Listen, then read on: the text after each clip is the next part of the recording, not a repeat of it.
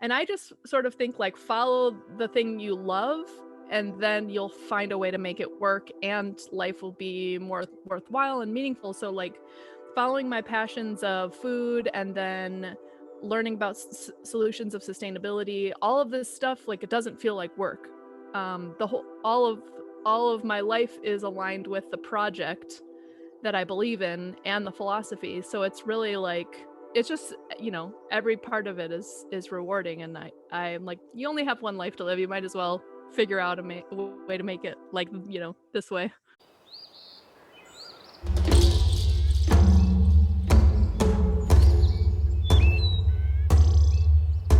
This is the Regenerative Real Estate Podcast. Revitalizing the world together.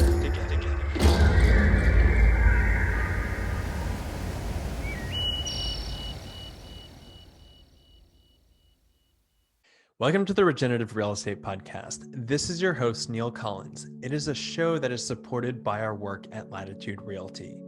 In it, we explore our natural and built environments and how they can be used as a force for good.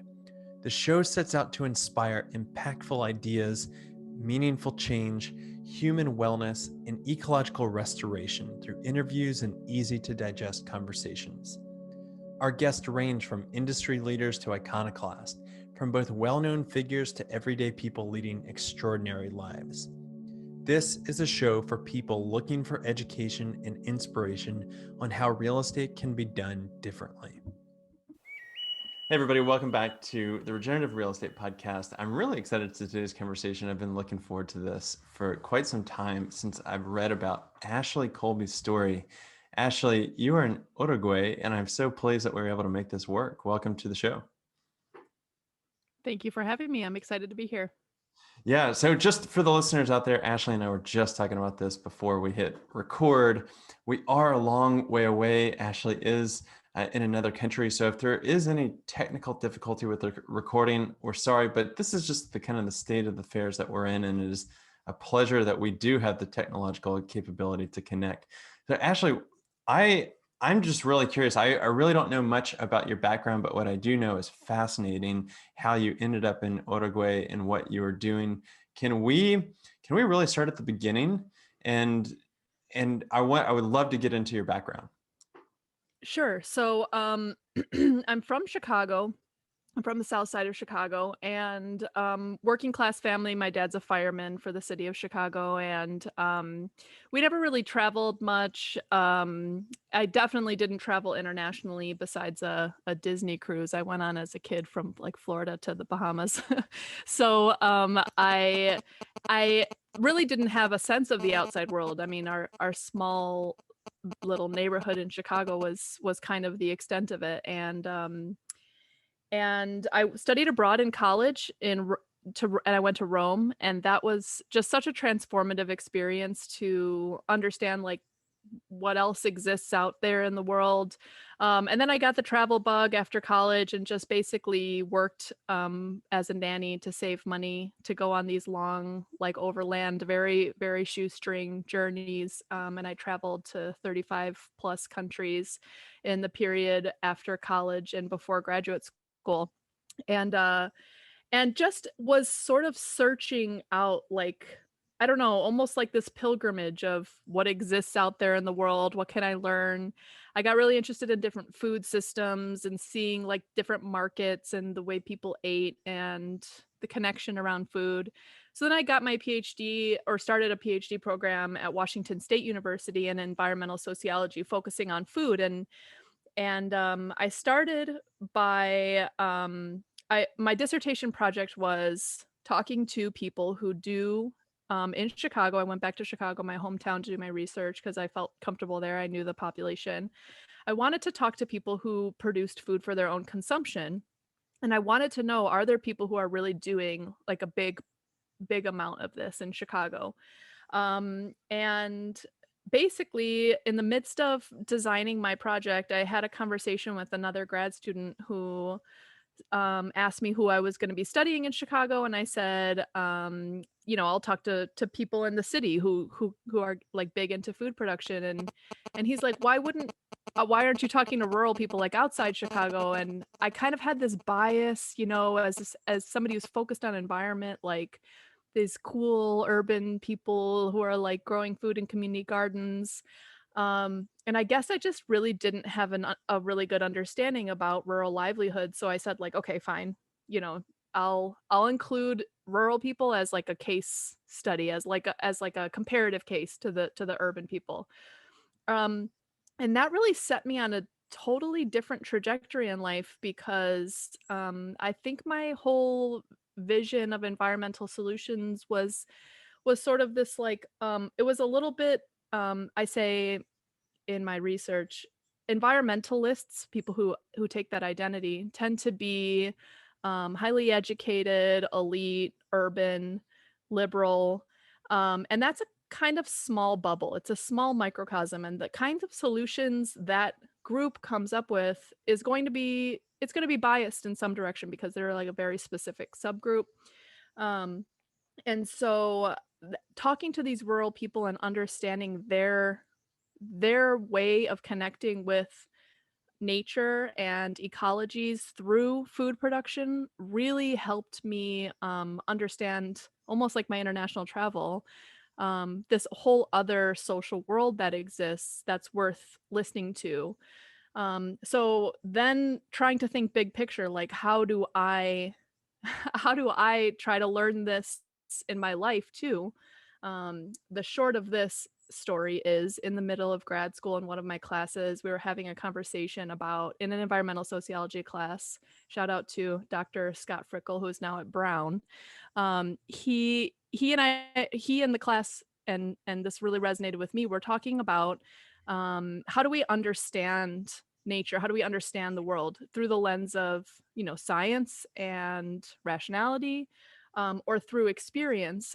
And we read this story about these scientists who study salmon populations in the Pacific Northwest, which my dissertation and work in my PhD was in Washington State. So this is relevant to our ecosystem. And this one science group of scientists was studying how salmon populations would be impacted by by different dams in the area. And they did this by putting out computer models, trying to imagine what might happen. And then another group of scientists just counted the salmon. And of course, the second group of scientists was much more accurate. And so then it got me onto this whole other path of thinking, how can I affect change in the biggest way possible?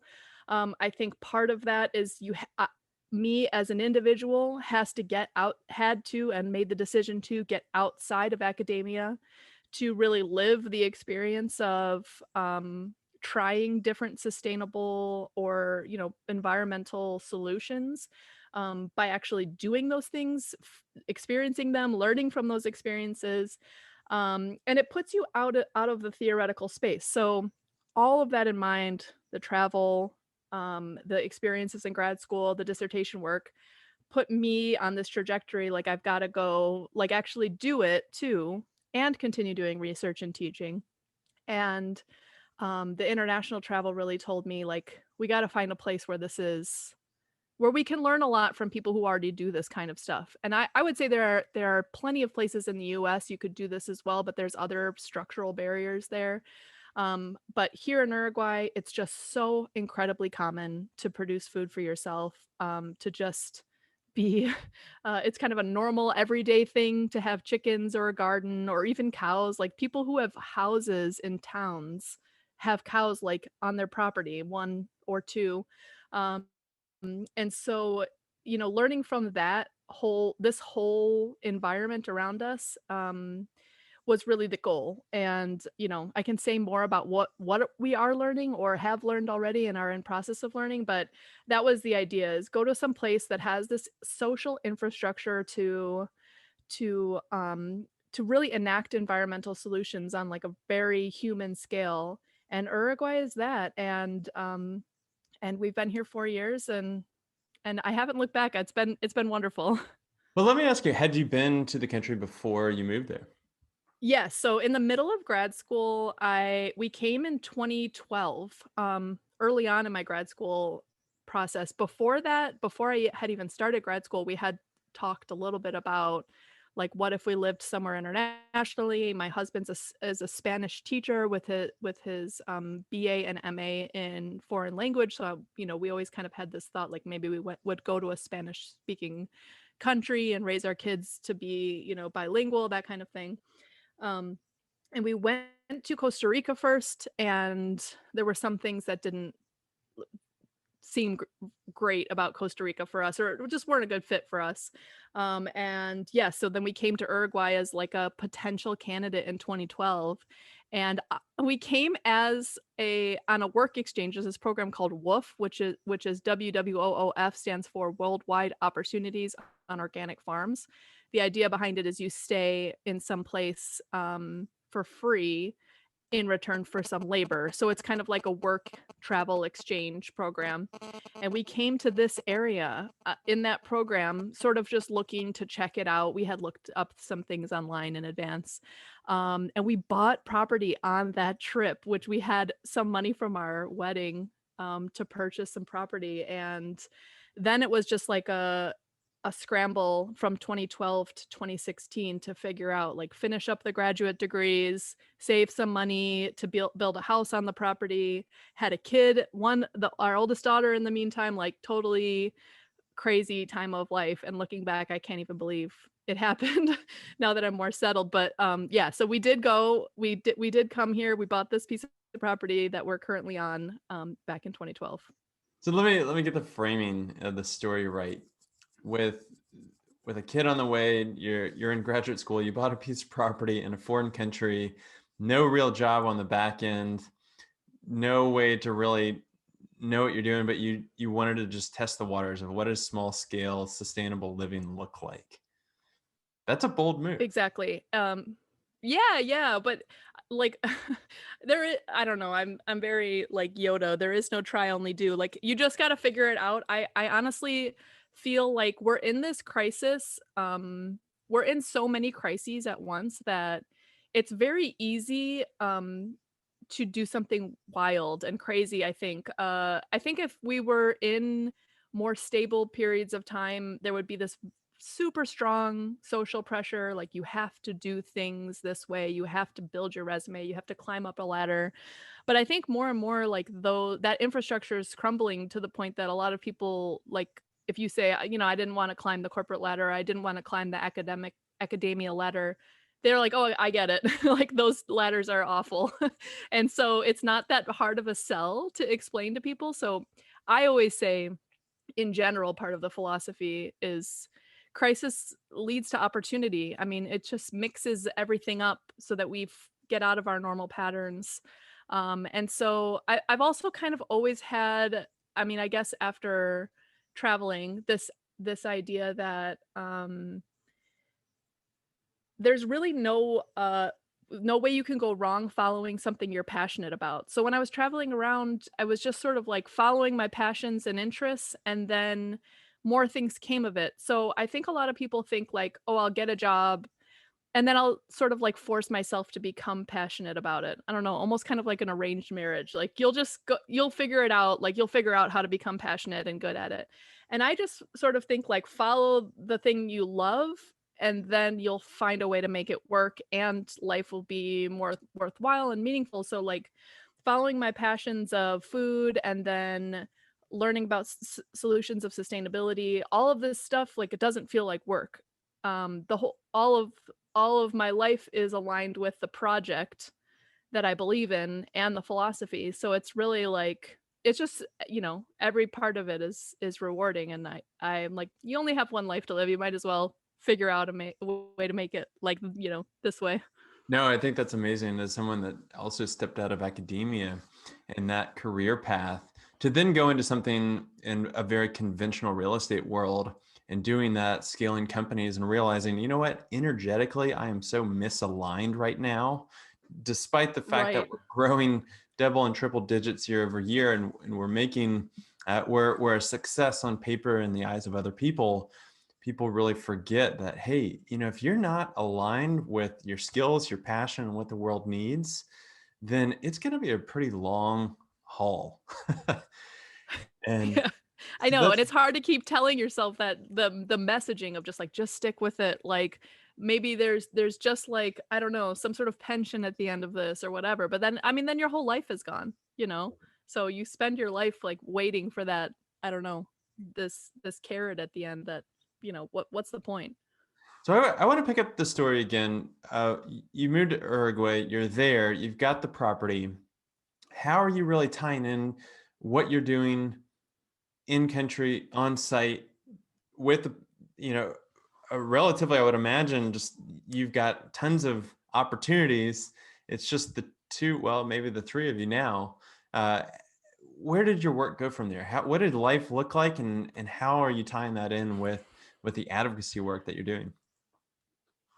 Yeah, so this is like, I would say, trial by fire of everything I advocate, which is um you just got to figure out a whole bunch of things at once, and you have to make it work, and it's you have to think you have to think of so many things at once. So we first get here like thinking through practicalities. There's no home on the land. There's just an old building. So we have to at this point, we had two daughters. Now we have three. So we first moved. We have two daughters. One of them's 4 months old. The other one's three.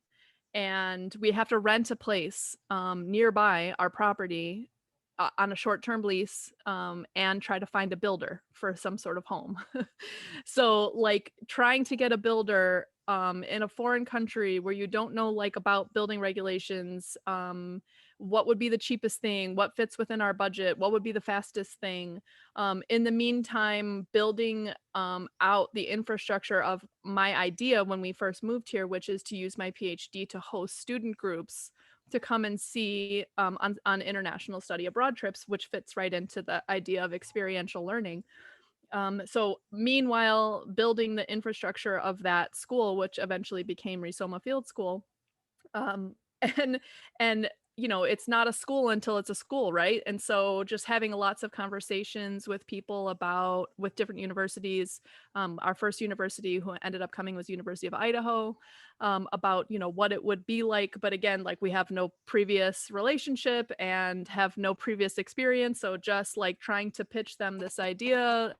I'm an academic from Washington State, so I know how to work with undergraduates, but it's a risk they're taking. They don't know Uruguay, they don't know me. So all of those things, the details of that are to say, um, you kind of just have to. I'm a really strong believer in just figuring out the points in the world where you can use your agency to like push through, because in sociology we think a lot about social structures that limit people's ability to maneuver in the world. And usually the less power you have, as a result of whatever socioeconomic status or any other like demographic characteristic, the less agency you have. And so trying to think through like where do I have agency in this world, where can I leverage, like thinking in financial terms, but where can I aprovechar is the word they use in Spanish. How can I take advantage of um, my skill set, my passions, to get these, I'll get the goals met that I want to reach? How can I make a living here doing things that I'm passionate about? How can we build a house and then, with the eventual goal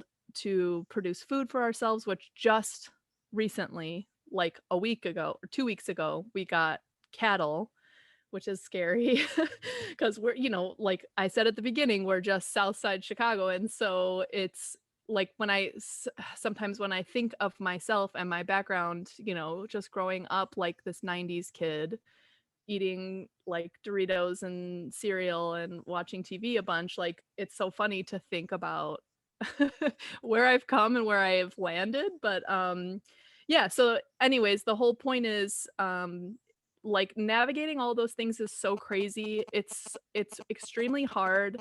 I think a lot of people get this overwhelming sense of like, where do I start? The problems are so overwhelming. And to me, like you just started at the beginning, it was 10 years of traveling and studying to get me to even think about where I would want to start and actually like, put some roots down and what I would like to do. So, um, I would say, a lot of people, my advice, although now it's unsolicited advice, but at this point, but is to just get people to try to get out of the theoretical space, be kind with themselves in terms of um thinking about what kind of future they're trying to make, because it's so overwhelming, the problems that face us, and trying to reimagine everything anew and keep all those things in your head at once is just like, it's crazy overwhelming. So it's hard, it's not easy. But I have found on the back end of things, now that things have calmed down quite a bit and we've been doing this, you've been here, actually moved 4 years, over 4 years, um that this, it sounds so cheesy, but I'm so much more resilient, because I have gone through difficulties, because I've had to like fight and figure out. I mean, when we first moved into the house, we were waiting for the power company to turn on the power to the property, which they just needed to connect like one little line, but it's a government bureaucracy, and like it was 6 weeks or something where we had moved into the house and had no power or water because the water is run off of a well pump.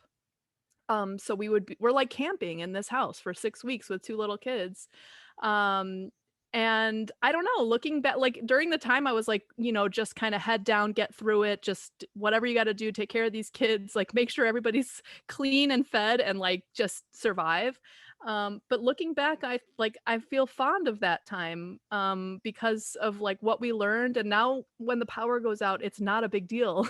It's not a big deal at all. We have like a total infrastructure to deal with it. We have a generator if we need it. We can just like live without power if we need it. And that I feel like is a really important skill that's hard won. But if you do have it, and I'm not saying I'm like the toughest person on the planet. I still like hate camping, but like I think if you can get it, you're just going to be better off in facing these crises. So the good side of thinking about hardship is like what can come out of it, and your ability to tolerate things can really just strengthen you as a person, I would say. And I would argue, like historically, sociologically, that it's going to be an important skill for the coming decades. Yeah, resilience is huge. Is something that you only build by experience. And your story resonates such on a deep level with me. After college, I went into a country called Moldova in Eastern Europe with the Peace Corps. And it was there where you're spending 2.5 years under the guise of like, let me go help. And and I do think that that developmental approach is completely backwards, because what I think the Totally. overwhelming majority of people that have those international experiences come to realize is that they've received more benefit in terms of just experiencing what it is like. And this was in a place where it's very agrarian, very small scale, local producers. They have the cow, they've got their vineyards, they've got a garden. They're putting up food in the winter, in the summer for the winter. They have this abundance of resilience in their food system. They might not have a lot of Right. money, and they will talk about that because now they're getting compared to the West and wanting to join Europe and all this. But at the end of the day, they do have a full cellar, and they do really have community bonds over breaking bread and sharing the food that came out of their garden.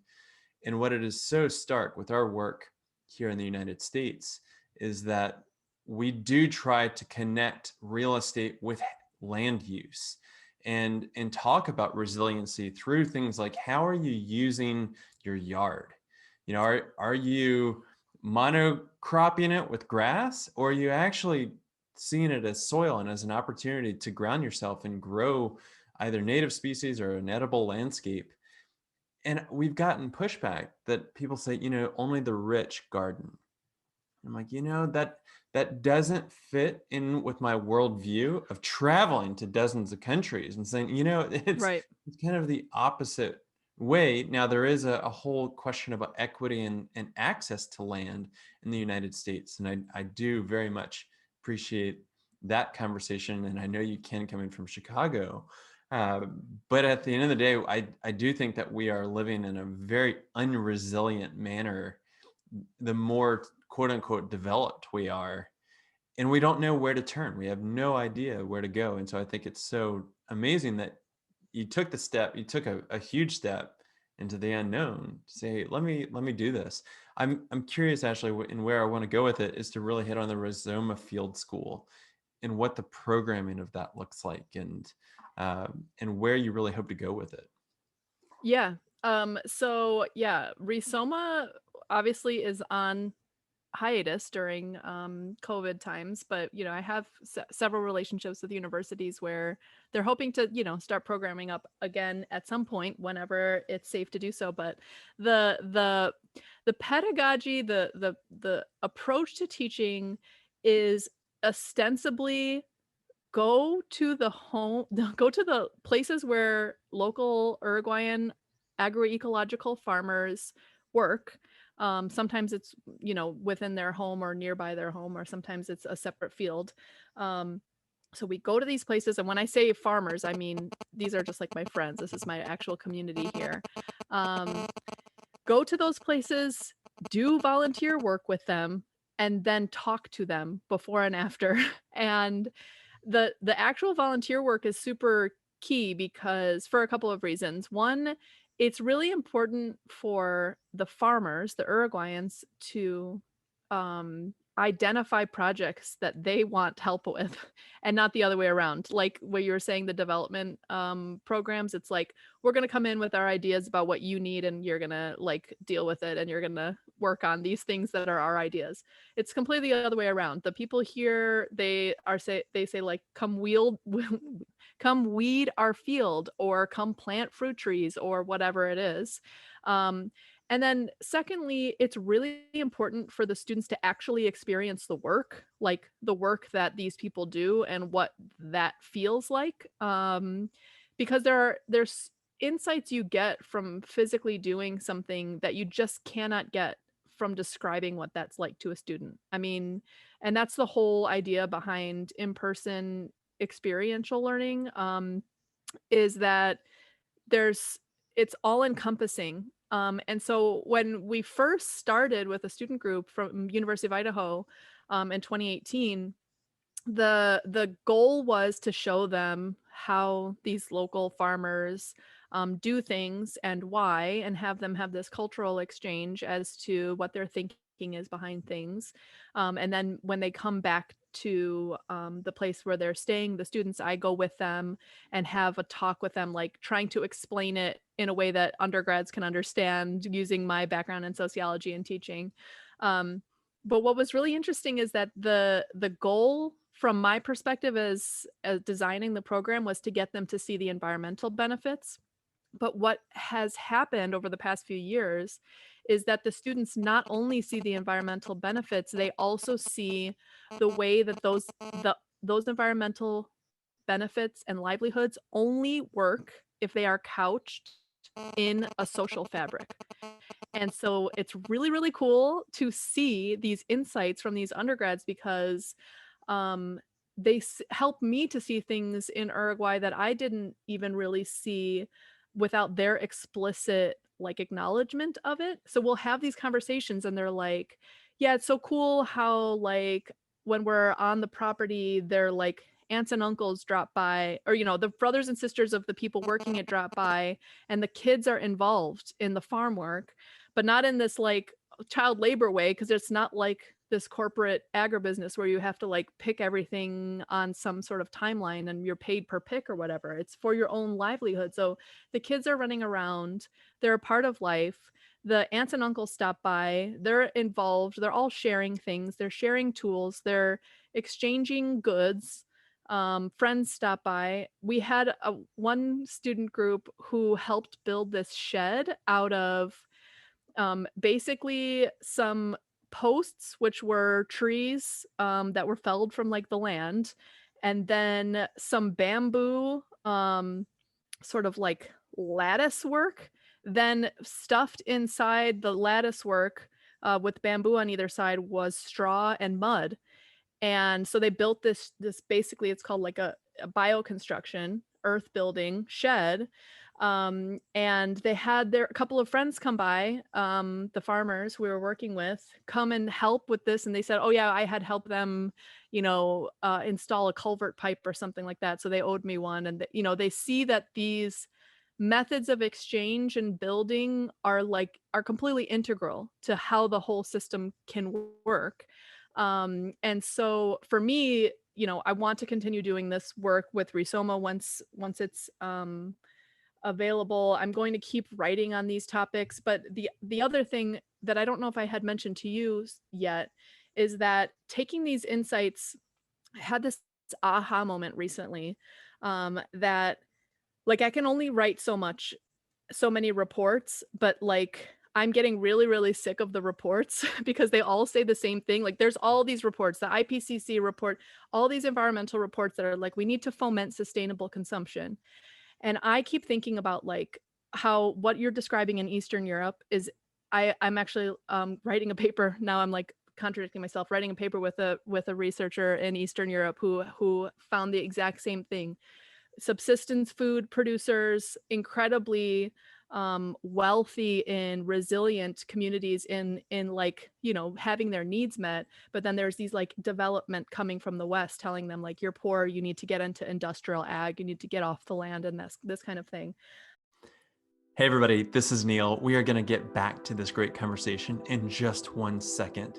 But I think it's fair to say that right now we are facing some pretty unprecedented challenges in the 21st century.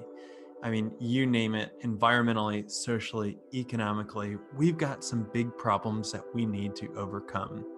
And that's why, for me personally, and the people that work with us at Latitude, we want to dedicate our time and our energy so that we are not only working to put food on the table and a roof over our heads, but also make the world a better place.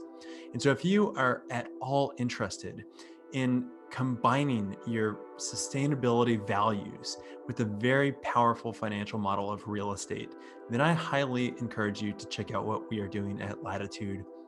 We are creating something truly special with a tribe of change agents that for now is working across North America. And hopefully one day in the future, with you coming on board, we can be working across the globe. So please check us out. You can go to www.chooselatitude.com, or you can find us on social media at latitude.realty on Instagram, and we are also on Facebook. Okay, let's get back into it. There are these kinds of systems in the poor parts of the world, quote unquote, that we need to find some way to mimic in the United States and in Western Europe, especially in cities. So I had this aha moment, like, how do I get this to happen? And so now I'm kind of focused on this idea, which is I think that we can build onto some kind of website a ability for people to connect with one another over things that they produce, whether it's not just food, but it could be like jewelry or candles or home goods or whatever goods and services locally, where they can sort of buy and sell through this platform. It would be an e-commerce platform, but it's totally based on my understanding about how these networks in Uruguay work informally. And because we've sort of lost those informal connections in places like Chicago, to build those onto the platform, because everybody likes local and sustainable consumption, and then to kind of get those connections to be off platform is the goal. So sort of like a tech tech to solve the problem, because you got to use the right tool for the problem that presents itself, but like maybe tech that eventually implodes or maybe some people will continue using it because it's convenient, but that's the idea. So I'm all in on this idea while the field school is shut, seeing if I can get that developed. I'm working with a few different people who could potentially help me to develop that and roll it out. But yeah, I'm really excited about that prospect because these crises keep rolling out, and I cannot, like, write another report that nobody reads, you know what I mean? I just, like it's so futile to sit and do that. I just need to, like, focus on something that I feel like even if it didn't work, I'm going to use all the agency I can to at least try and see what happens, and that's, Yeah. like, right in line with my philosophy anyways. Let me pick up on something that you said and really riff on what you're talking about. But you said the students that were coming to Uruguay, that the environmental benefits had to be couched within the social fabric.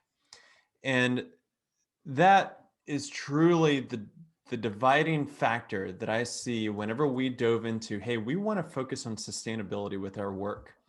Now, sustainability in the built environment, at least, or even in land, is like, how do we do less bad? What does electrification look like? How do we grow more organic food? Things like that.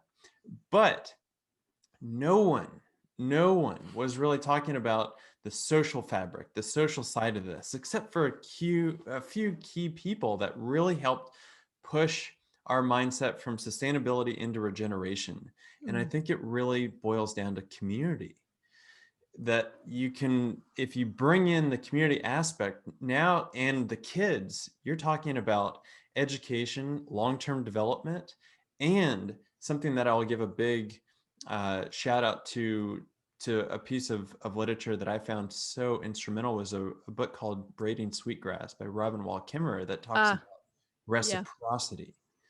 And those three things, education, development, and reciprocity, really grounds out that experience of the environmental benefits that you get by bringing everything together. And where you originally came from that urban farming experience and how to get people together in an urban area, what I am finding is that we might live very densely in cities, but that does not equate to living in community, that there is a deep absence of community. Mhm. And why Mhm. I will continue to support the urban movement as well as the rural movement is that any chance that we can bring people together to sink their hands into a project or into the soil or into lending a hand for your neighbor creates resiliency, and resilience in the face of a lot of the calamities that we're facing is truly beautiful.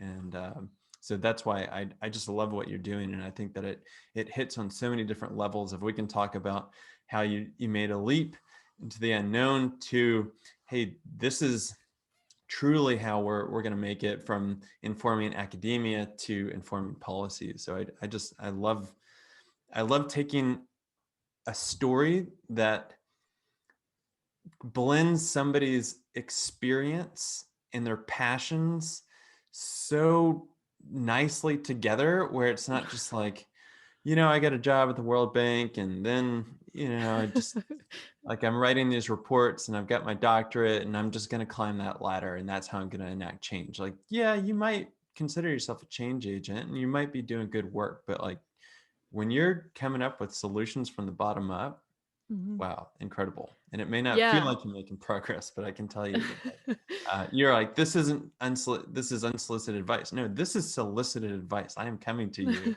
and soliciting your perspective. I love that. Let me I thought of something while you were speaking, that I wanna touch on, which is one of the main findings of my dissertation work when I was talking to people in Chicago, was that um the communities of practice, so people who I always use the example because it's easy for people to understand, the chicken keeper community in Chicago. Communities of practice are where it's at. They are the, in my mind, the hope for the future. And so basically the way a community of practice comes about is they see some problem.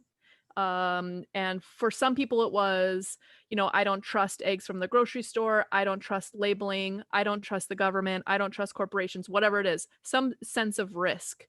And this risk, I argue, as a sociologist, is a perception, like a lived experience perception of normal people of the failure of the system in some way or another to make them feel cared for or safe. It's a failure of the infrastructure.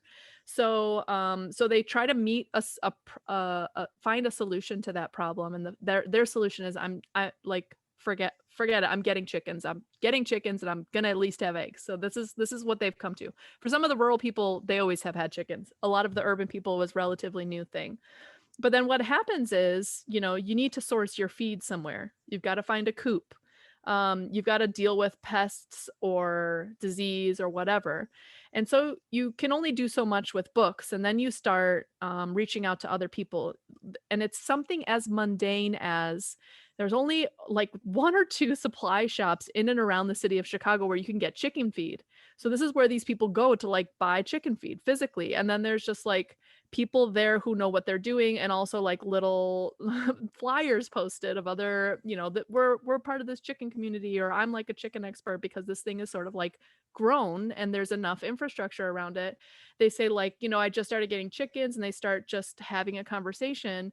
Can I get your number so that I can like troubleshoot with you? And to me, like, God, something as mundane as that, the way that I perceive it as a sociologist is I see the political divide. I see the way that people approach social movements through ideological lenses.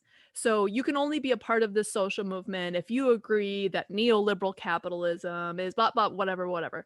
You got to agree with all my ideas and the terminology I use, and we all have to like agree that the terminology is defined in a particular way, whatever.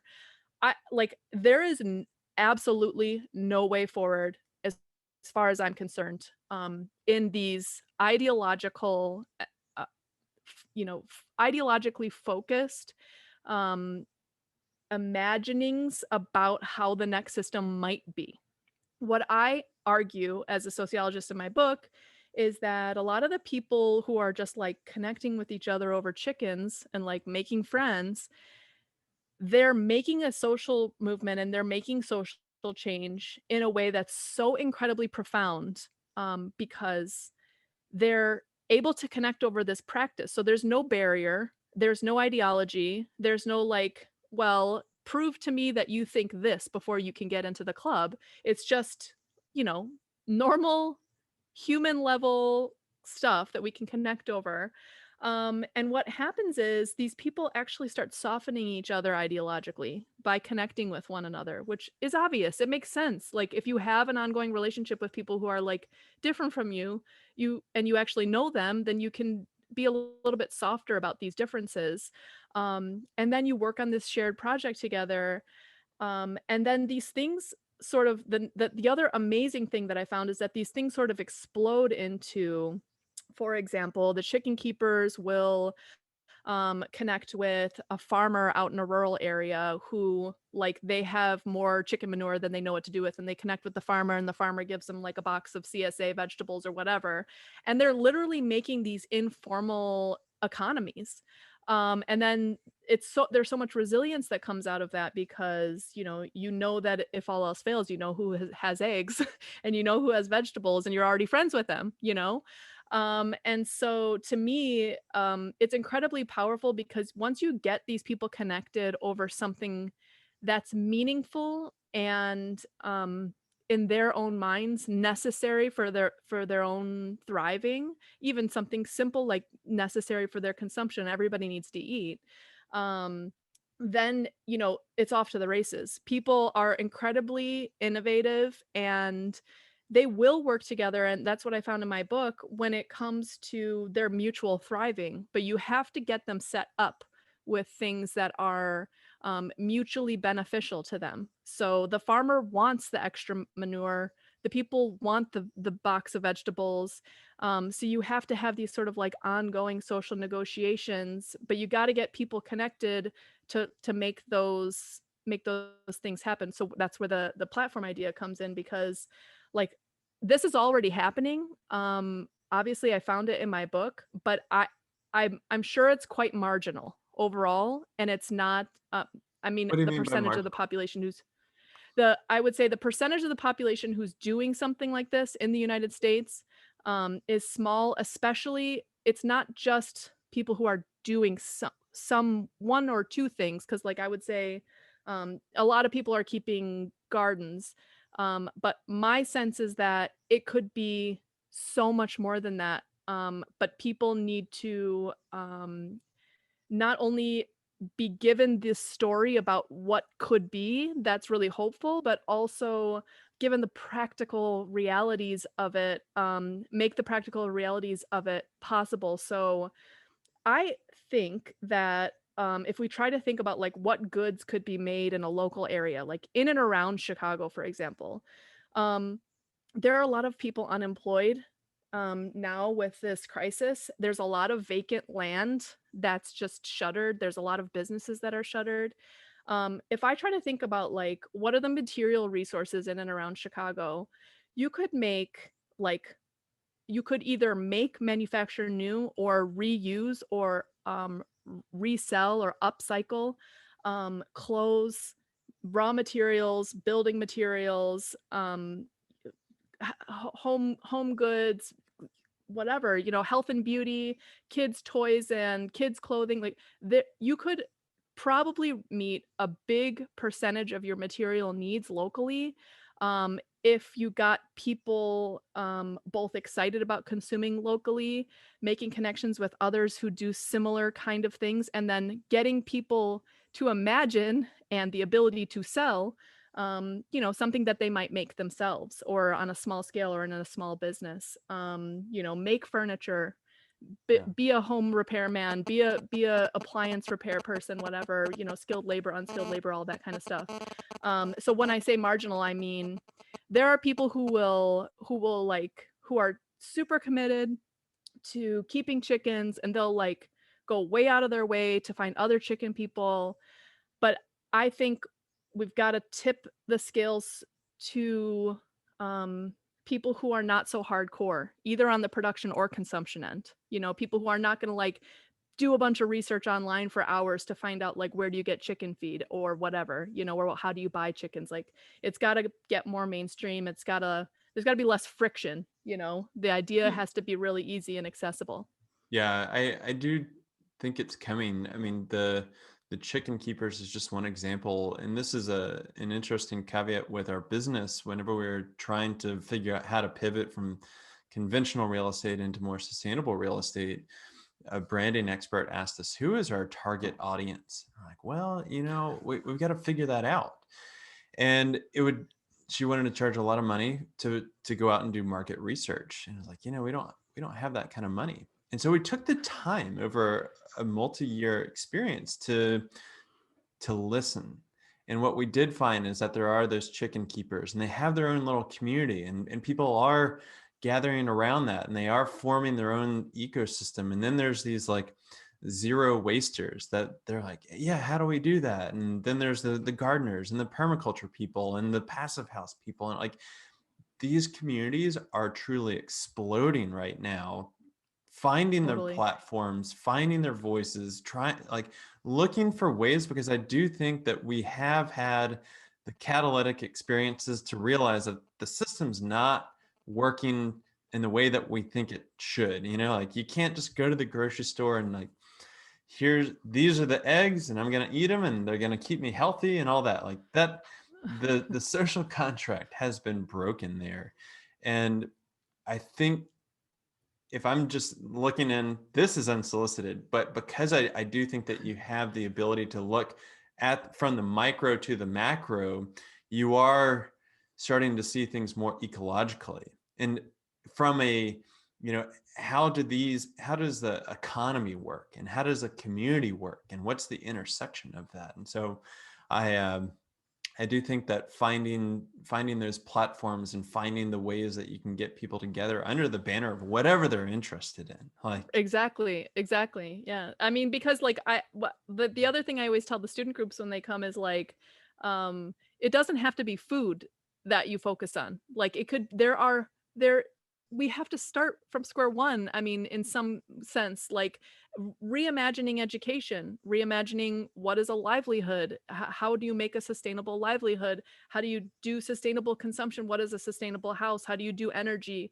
How do you do transportation? Like, reorganizing all of these things. Anything you're interested in, just go get into that. Like, education is one example. I don't have I want to say as a caveat that's very important to me.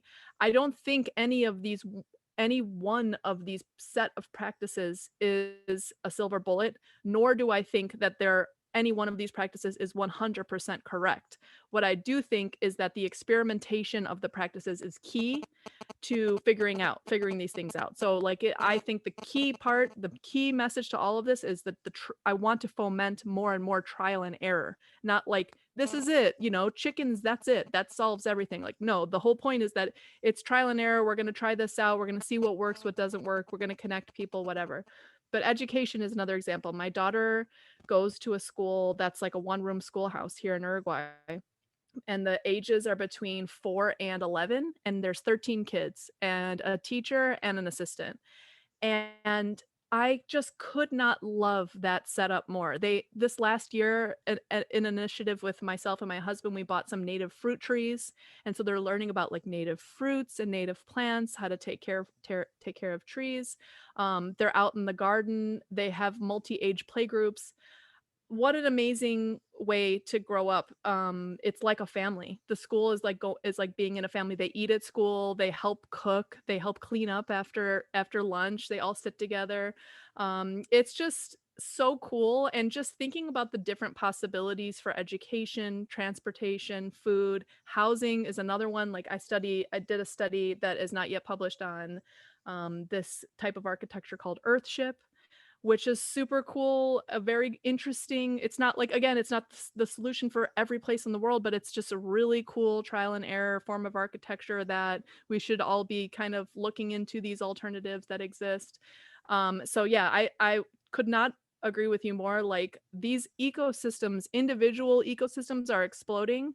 I would also just mention that one of the findings of my book was that if, for example, like the chicken keepers had this chicken coop tour to show their coops off to like other people in the city, in some ways to manage the negative ideas about what chickens are, but instead showing them that they're like kind of more or less quiet and not that dirty or whatever.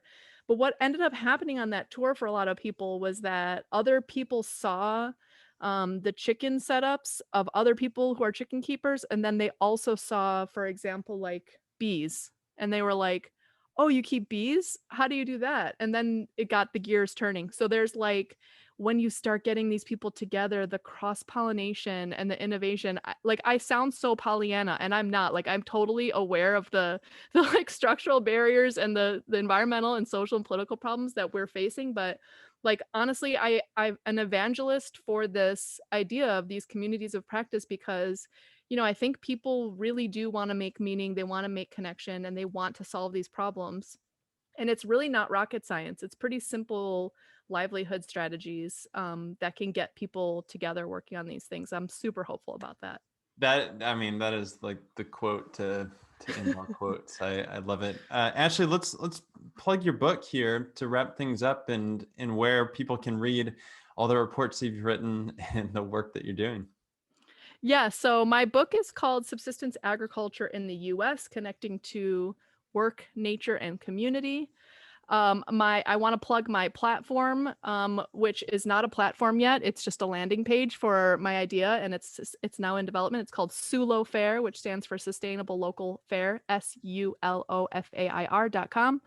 And yeah, and then rhizomafieldSchool.com is the name of the field school, RIZOMA fieldSchool.com. You can find me in all those places. Ashley, what an absolute pleasure.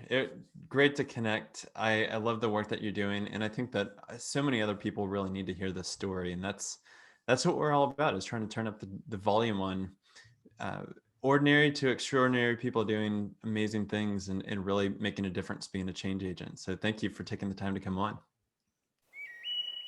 Okay, everybody, that is a wrap. This is another just great episode that I'm so glad that you're able to tune in. And thank you for being interested in regenerative real estate. What we are trying to do is help people and planet thrive together by using the built environment as a catalyst. And so I've got a couple big asks for you. Number one is, can you please go to wherever you're listening to this podcast, leave us a rating and review? Those actually go so far. And since this is such a passion project for us, we really want to be able to attract the best thought leaders from around the world. Second is that if you really like the content that we're putting out, you can find us on our own Medium publication called Regenerative Real Estate. We also have a very active community on Facebook, which is called Regenerative Real Estate and Design, which you can request to be a part of, and we would love to have you. And third, this goes to what we do every single day, helping buyers and sellers demystify sustainability by working with people that want to either buy a property and are trying to figure out the financing of how do I actually live out my values? How do I put that water catchment system on there? Or how do I go finance a solar panel PV array? Or maybe I want to live closer to nature. And what are the properties that are out there that I can do that? And so we represent buyers like that. We also happen to represent sellers that maybe they've already invested in sustainable features. Maybe they have a living building or a LEED certified project. We want to help tell that story. So much of what goes on in the real estate industry is transactional thinking at best, and it translates down into agents just really don't know anything about sustainability.